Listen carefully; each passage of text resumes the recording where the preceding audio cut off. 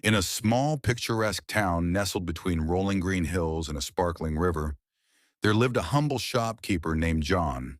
His stall, a modest wooden structure with a red and white awning, stood at the heart of the bustling market square. Every morning, John would arrive before sunrise, his arms laden with baskets of freshly baked egg bread. The bread was his pride and joy, golden, fluffy, and infused with the warmth of his care. The townsfolk adored it, and the aroma of his baking often drew people from far and wide. John was not a wealthy man, but he was content. He had inherited the stall from his father, who had taught him the value of hard work and kindness. A good loaf of bread can fill a stomach, his father used to say, but a kind word can fill a heart. John lived by these words, greeting every customer with a smile and often giving away bread to those who couldn't afford it. One chilly autumn morning, as the market was just beginning to come alive, a man shuffled into the square. His clothes were tattered, his shoes worn thin, and his face gaunt from hunger. His name was David, and he had been wandering the streets for weeks, searching for work, for food, for hope. But the world had been unkind to him, and he was on the verge of giving up. David hesitated at the edge of the market, his eyes scanning the stalls. The smell of fresh bread wafted through the air, making his stomach growl. He hadn't eaten in days. Summoning what little courage he had left, he approached John's stall. "Sir, could you spare some food?" David asked, his voice barely above a whisper. John looked up from arranging his loaves and saw the desperation in David's eyes. Without hesitation, he reached for a warm loaf of egg bread and a cup of tea. "Of course, my friend. Here, take this," he said kindly. David's hands trembled as he accepted the food. He took a bite of the bread, and tears welled up in his eyes. It was the most delicious thing he had ever tasted. "Thank you, sir," he said, his voice choked with emotion. "I will never forget this." John smiled warmly.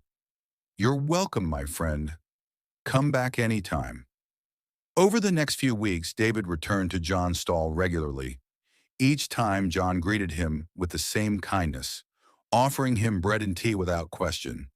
David, though still poor, began to feel a glimmer of hope. He started helping John at the stall, sweeping the floor, arranging the loaves, and even learning to bake. The townsfolk noticed the change in David. His face, once pale and gaunt, now had a healthy glow. His eyes, once dull with despair, now sparkled with gratitude. He often spoke of John's kindness, calling him a true friend. One evening, as the market was closing, John and David sat together sharing a loaf of bread. "David," John said, "you've become like a brother to me. I'm glad you're here." David smiled. "And you've been like a father to me, John. I don't know where I'd be without your kindness." But life has a way of testing even the strongest bonds. One stormy night, a fierce wind swept through the town, tearing apart roofs, uprooting trees, and leaving destruction in its wake. John's stall was no exception. By morning it lay in ruins, his supplies scattered and ruined. John stood amidst the wreckage, his heart heavy with despair. "How will I recover from this?" he whispered to himself. "This stall was everything I had." Word of John's misfortunes spread quickly through the town. People whispered about the kind shopkeeper who had lost everything. But no one came forward to help until one evening. David, now looking different, his clothes clean and carrying a toolbox, walked toward the ruined stall. "John, I heard what happened. I'm here to help," he said firmly. John looked up, surprised. "David? But how?" David smiled. "I found work as a carpenter. I've been saving every penny, and now I want to repay your kindness." Together they began to rebuild the stall. David worked tirelessly, hammering wood, sawing planks, and painting the walls. John watched in awe, tears in his eyes. "David, I don't know what to say." "Thank you," he said softly. David paused and looked at John. You once helped me when I had nothing. It's only right that I help you now." The townsfolk, inspired by David's dedication, began to pitch in. Some brought wood, others brought tools, and soon the entire community was working together to rebuild John's stall. With David's help, John's stall was rebuilt, stronger and more beautiful than ever. The aroma of fresh egg bread filled the market once again, and the townspeople returned, eager to support the kind shopkeeper who had always been there for them. From that day on, John and David became inseparable friends. One evening, as David the sun often set over visited the the market stall, square, not just for John the and bread, David sat but together for the sharing a warmth loaf of bread. John's smile David, and the John bond said, they now shared. "You've given me more than Their just a new story stall. spread through the town. You've given me reminding hope." everyone David that smiled. kindness is never "And you've wasted. given me a second chance It at life, always John. finds its way back I'll to never you." forget that." Years passed, and John's stall became a symbol of hope and kindness in the town. People came from far and wide, not just for the bread, but to hear the story of John and David. The two friends continued to work together, their bond growing stronger with each passing day. One day, a young boy approached the stall.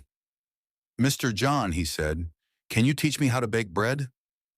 John smiled and handed the boy a loaf. "Of course, my friend, but remember, it's not just about the bread. It's about the love you put into it." David, now a skilled carpenter, built a small bench next to the stall where people could sit and enjoy their bread. He often sat there himself, watching the townsfolk and remembering the day he had first met John. As the years went by, John and David grew old, but their friendship remained as strong as ever. They often sat together on the bench, sharing stories and laughter, their hearts full of gratitude. One evening, as the sun set over the market square, John turned to David. "David," he said, "you've been the greatest friend I could ever ask for.